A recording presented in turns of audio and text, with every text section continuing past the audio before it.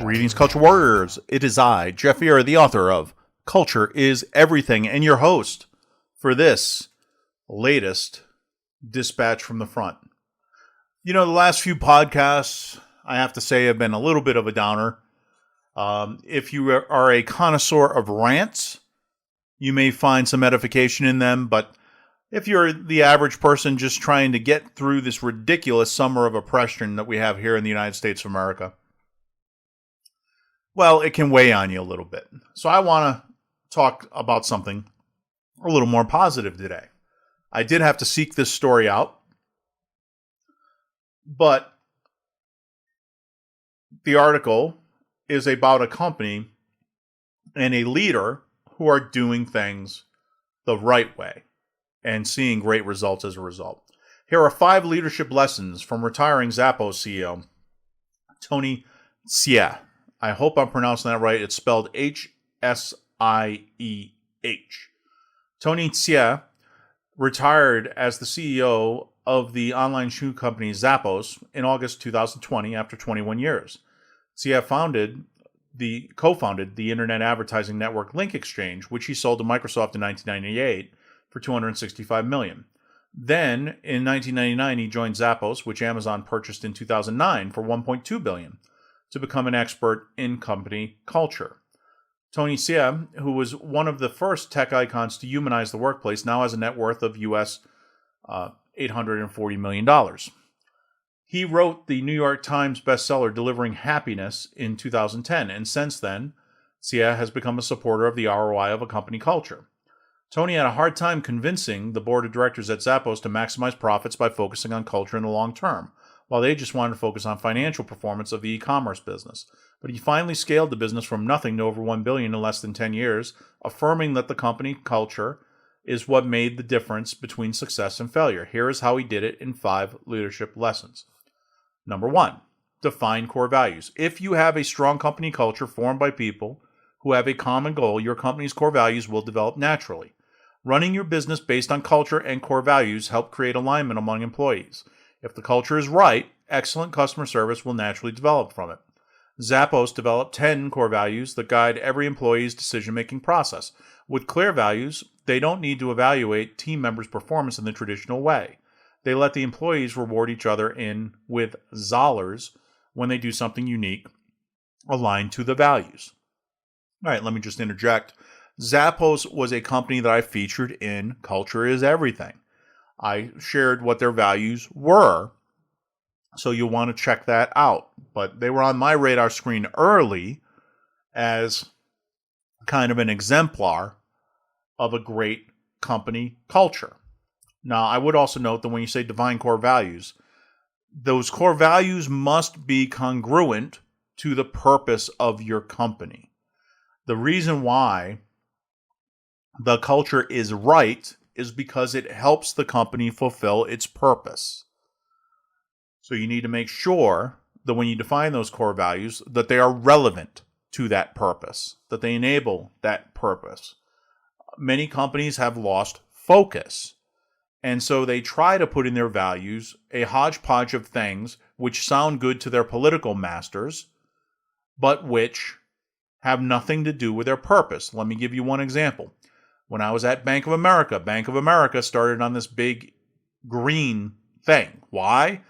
Because I guess Brian Moynihan wanted to curry favor with Barack Obama.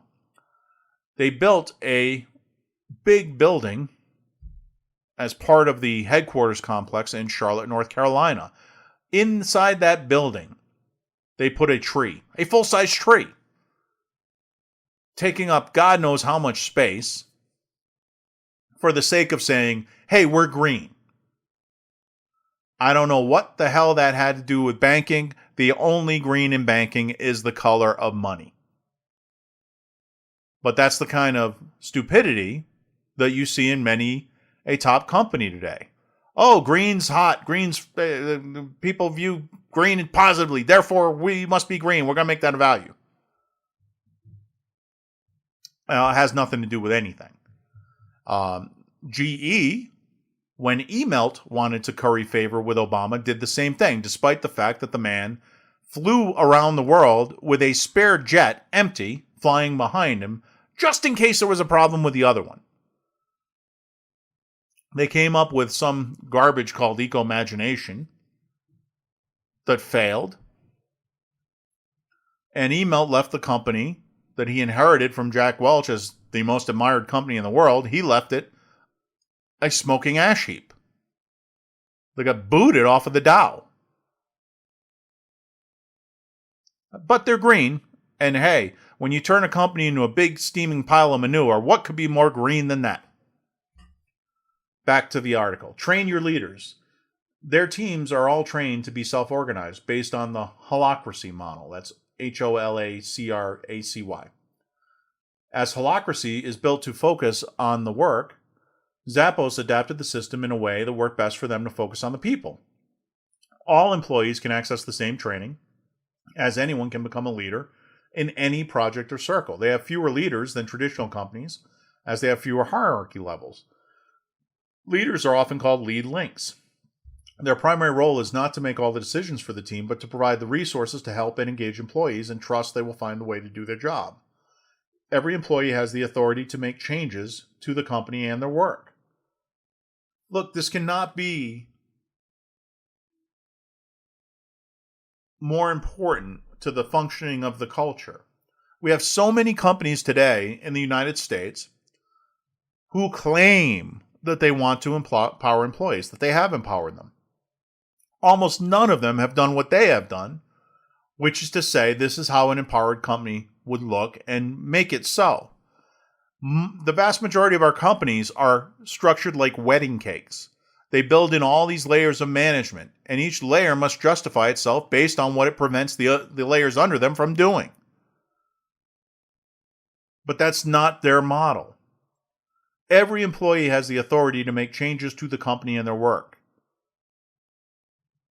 That is really the heart of what we call the Toyota production system, otherwise known as Lean.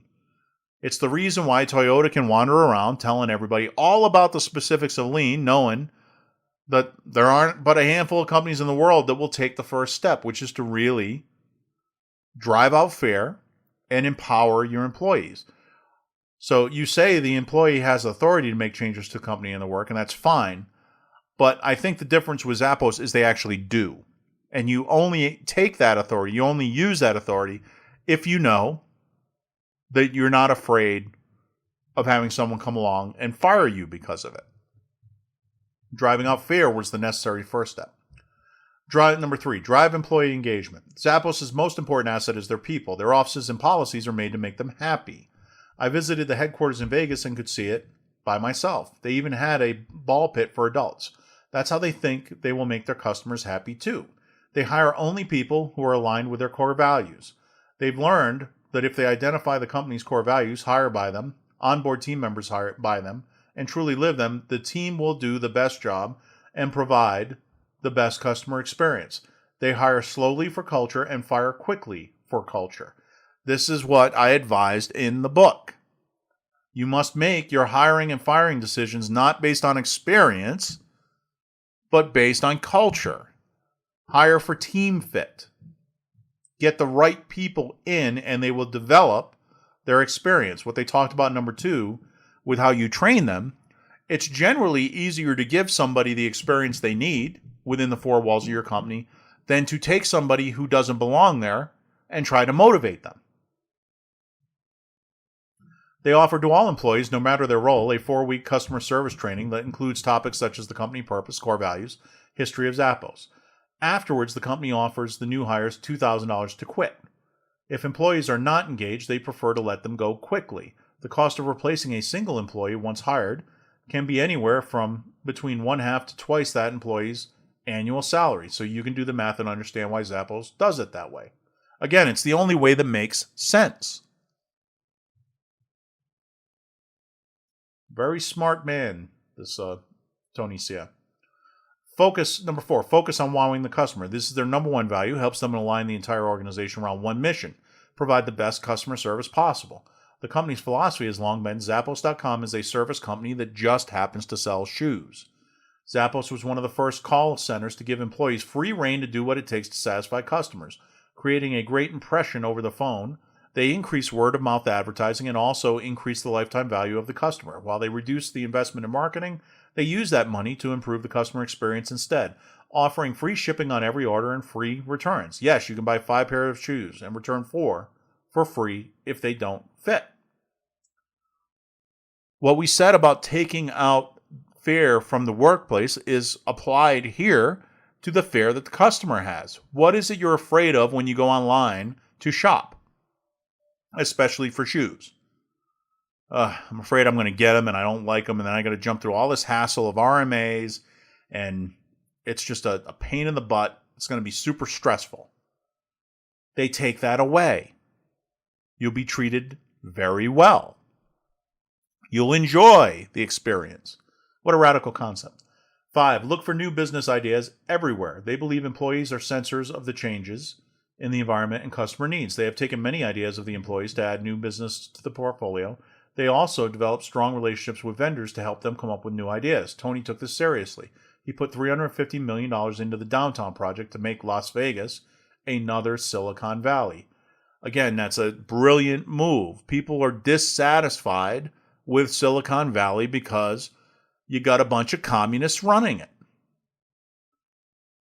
So instead, you go someplace renowned for freedom like Vegas, and you start to attract talent there.